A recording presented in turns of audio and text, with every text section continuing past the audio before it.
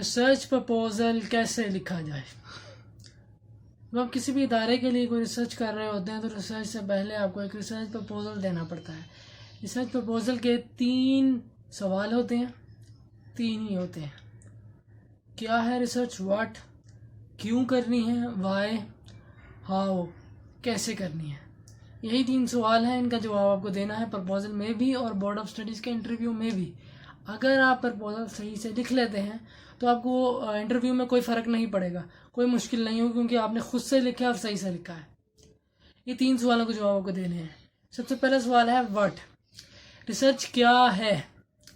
इस क्या के जवाब में 2 से 3 टॉपिक्स आते हैं। टॉपिक कम भी हो सकते हैं, ज़्यादा भी हो सकते हैं। उसकी वजह यह है कि फॉर्मेट सब्जेक्टिव नेचर का होता है। वो हर इंस्टीट्यूट अपने हिसाब से बना सकता है कि हमें फ़लाँ फ़लाँ चीज़ें चाहिए।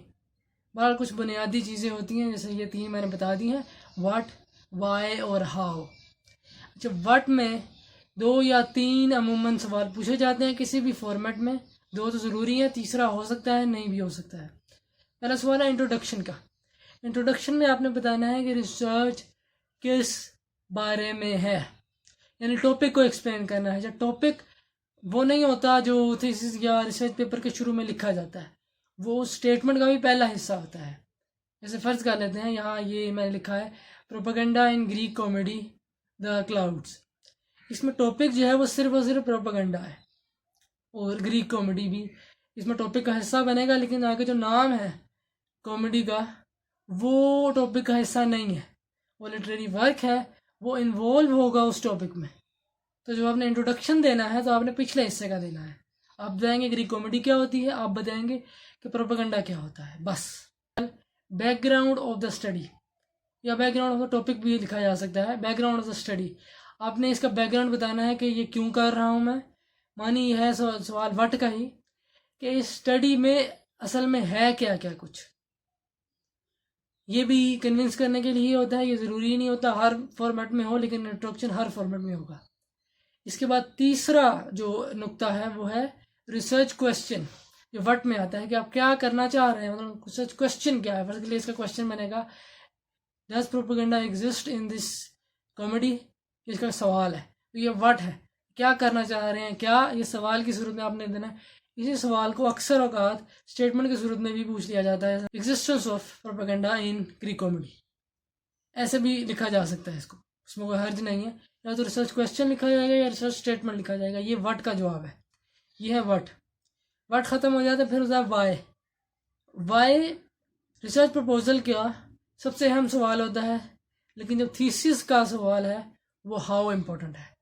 वाई इसका क्यों इम्पोर्टेंट है, क्योंकि आपने वहाँ बैठ के आपने उन्हें कन्विंस करना है कि मेरी क्यों ठीक है, इसी पे ही क्यों कर रहा हूँ। अगर आप वाई का जवाब सही से नहीं दे सकते तो आपकी प्रपोजल रिजेक्ट हो जाएगी और वो अपनी मर्जी का कुछ भी थोप देंगे आप पे। हो सकता है साउथ एशियन ही थोप दे, तो उसमें आपने नहीं पढ़ना, अपने वाई अपना स्ट्रॉन्ग रखना है। तो वाई में कौन कौन से आते हैं, प्रॉब्लम स्टेटमेंट। प्रॉब्लम स्टेटमेंट ये है, स्टेटमेंट होती है कि ये मैंने लिटरेचर पढ़ लिया है। फर्ज गलत है, मैं इसी की बात करूँ, कॉमेडी मैंने पढ़ ली है। अब कॉमेडी में एक एलिमेंट मौजूद है, लेकिन इस एलिमेंट पे काम नहीं हुआ, तो क्या करें। उसको हमने प्रूव करना है कि काम करने की ज़रूरत है, इस वजह से मैं ये कर रहा हूँ। यहाँ एक अहम एलिमेंट था जो इग्नोर कर दिया गया है क्रिटिक्स ने, तो मैं ये रिसर्च करूँगा ताकि ये सामने आए, लोगों को समझ में आए कि ये भी होता है और ये ज़रूरी है। यह रिसर्च स्टेटमेंट वाई। आप अगर वहाँ बैठ के ये बोल देंगे ना कि जी क्योंकि मुझे पसंद है, मुझे मोहब्बत है इन लिटरेचर से और फलां है, ये है वो है, तो ये अप्लाई नहीं होगा, बिल्कुल नहीं। आपने उन्हें लॉजिक देनी है, लॉजिक होती है पर इसमें प्रॉब्लम स्टेटमेंट की सूरत में। ये असल आपका क्लेम है कि मैं क्यों कर रहा हूँ। इसके बाद लिटरेचर रिव्यू भी वाई में आता है। लिटरेचर रिव्यू ये प्रूव होता है कि इस पे पहले भी काम हो चुका है। इसका मतलब ये है कि ये जो लिटरेचर मैंने उठाया है ये कहीं ख़जानों से नहीं निकाला, किसी दबे हुए ख़जाने से मैं लिटरेचर निकाल के ले आया हूँ और मैंने कहा है कि मैंने इस पर काम करना है।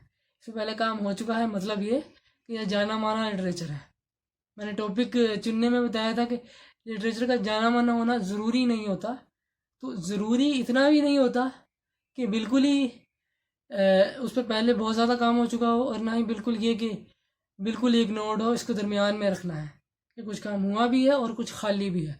जो खाली वाला है जिसे हम कहते हैं रिसर्च गैप, वो प्रॉब्लम स्टेटमेंट ने बताना है, और जो हो चुका है वो लिटरेचर रिव्यू ने बताना है। मतलब दोनों तरह से कवर करेंगे उस लिटरेचर को कि ये उसकी सूरत हाल है, इस वजह से मैं कर रहा हूँ। वाई में तीसरा नुक्ता है सिग्निफिकेंस में, माने कि अगर ये रिसर्च की गई तो उसका क्या फ़ायदा होगा, और अगर ये ना की गई तो उसका क्या नुकसान होगा। ये है वाई, यहाँ तक वाई ख़त्म हो जाता। बाकी है हाउ। हाउ में पहला सवाल है थ्योरेटिकल फ्रेमवर्क, थ्योरी कौन सी है, वो लेंस है जिससे हम एनालाइज करेंगे उस टेक्स्ट को, उस लिटरेरी वर्क को।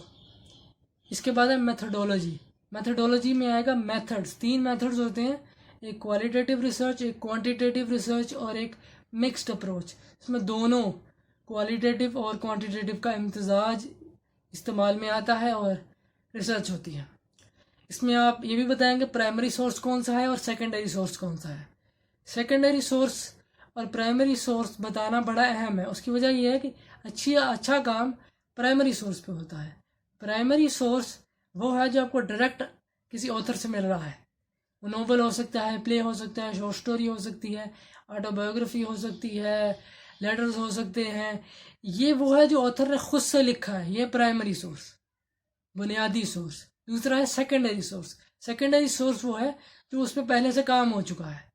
मानिए कि हमने एक नॉवल लिया, एक प्ले लिया, एक शॉर्ट स्टोरी ली, उस पर पहले से एक रिसर्च हो चुकी है, एक पेपर मौजूद है। उस पेपर को आप as a reference, as another lens, as part of the study आप उसे यूटिलाइज करेंगे और आप उसकी मदद से अपने से आर्ग्यूमेंट्स देंगे। यानी ये हो सकता है कि एक राय आप लें अपनी और दूसरी राय आप किसी और की लें और उसे कंपेयर कर दें। आप एक राय अपनी लें और उसको कायम करें दूसरे की राय पर, जो कि सेकेंडरी सोर्स होगा। तो आप ये कर सकते हैं, इसमें कोई बात नहीं, लेकिन ये आपने यहाँ बताना है। उसके बाद है data analysis. Data analysis framework की ही एक्सटेंशन है, यानी ये अब ना भी लिखे तो इसमें कोई मसला नहीं, अगर इंस्टीट्यूट आपका मांग रहा है तो आप लिखें। डाटा एनालिसिस भी यही है कि वो थ्योरी इस्तेमाल करके आपने कैसे उसे एनालाइज करना है। ये है आपका पूरा रिसर्च प्रपोजल। एक आखिरी स्टेटमेंट, एक आखिरी हेडिंग भी हो सकती है जिसे हम कहते हैं रेफरेंस या साइटेशन। वो भी डिपेंड करेगा, अगर तो आपसे मांगी गई है, वो ज़रूरी नहीं है। वो क्या होती है, वो ये होती है कि जो क्लेम्स आपने ऊपर की हैं, आपने कौन कौन से क्लेम्स ऊपर की हैं।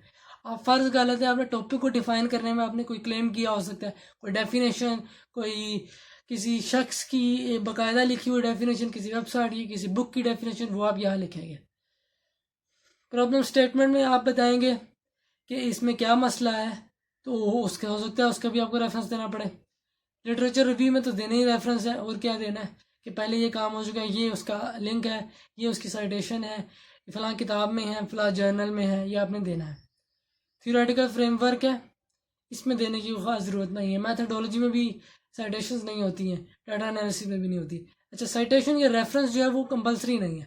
कंपलसरी ये होते हैं introduction, question, problem statement, literature review, theoretical framework, methodology और सिग्निफिकेंस। ये ज़रूरी है।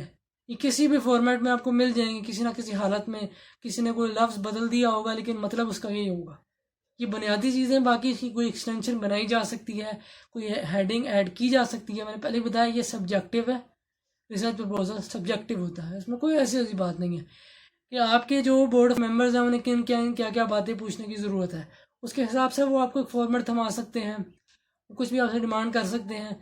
आपको ये खुद से लिखना है, सही से लिखना है। अगर आप सही से लिखेंगे तो आप बोर्ड ऑफ स्टडीज़ के इंटरव्यू में सही से बात कर सकेंगे, और अगर आप नहीं कर सकेंगे तो फिर यही होगा कि वो आपको कुछ भी थोप देंगे कि ये करके लाओ, ये वाला ठीक है, तुम्हें कुछ नहीं आता। इससे आपने बचना है और आपने क्लेम्स अपने स्ट्रॉन्ग रखने हैं।